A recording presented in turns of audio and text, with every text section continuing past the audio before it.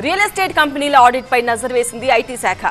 ఎన్ని ఎకరాలు విక్రయిస్తున్నారు, ఏ స్థాయిలో లావాదేవీలు జరుగుతున్నాయి, బ్యాలెన్స్ షీట్ లో చూపిస్తున్నదెంత, లెక్కలపై కూపీ లాగుతున్న ఐటీ హైదరాబాద్ లో మెరుపు సోదాలు చేపట్టింది.